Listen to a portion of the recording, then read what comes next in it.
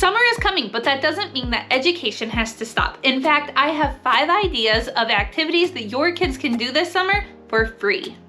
The first one I want to share with you is about the Every Kid Outdoors program. This is an opportunity for 4th graders to get into state parks and monuments and other things for free. 4th graders for free, going to these really cool outdoor locations. I will leave a link down below so that you can check out the qualifiers and what all this really encompasses. We are going to be signing up for it this year. This will be our first year having a 4th grader, and then every other year we will qualify for this. I'm super excited about it. Make sure to check it out. Along with that though, this is not like part of the 5. This is part of our number 1 still. There is a Junior Rangers program at state parks, national parks, and national monuments that you can be part of.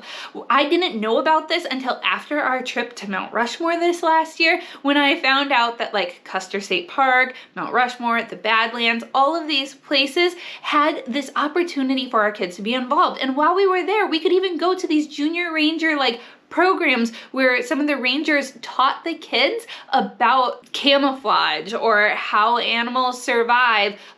Even the cave, we went to Jewel Cave and they had a program for the kids to fill out too. And if we would have had time, they could have filled it all out there, handed it in, and gotten their Junior Rangers badge. But I didn't know about it. So instead, I asked them for some of the pamphlets while we were at those places when I remembered. And then when we got home, I went ahead and messaged these places as well, and they sent me so much. So there are these booklets with all kinds of activities for your kids to be doing and learning all about from nature.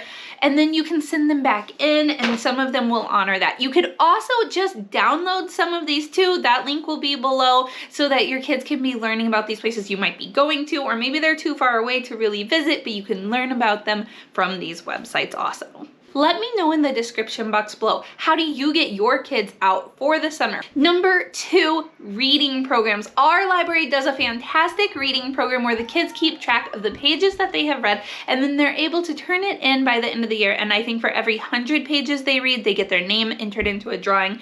My son won one year and he got a ton of Legos for free. It was so exciting. Everyone was so excited, and it really jazzed my kids up to be participating in it. Every year, they just read so much on their own excitement, and this is something we will continue to participate in. Websites like NASA, Khan Academy, National Geographic, they all have STEM activities available for your kids to participate in online, and then suggestions for how to get them involved or to go outside and do things. So make sure to check those out as well for STEM ideas. Of course, you can always go on nature walks with your kids. Set up a scavenger hunt idea or bingo, or start journals about nature, and you can go and draw in them and come home and learn more about those things. We are trying to incorporate more nature journaling into our homeschool, but I really like the idea of like a bingo sheet too, so that while you're out on a hike, you can just be keeping your eyes open and learning how to really observe and pay attention to what is going on around you. It could even be sounds that you are listening to as well.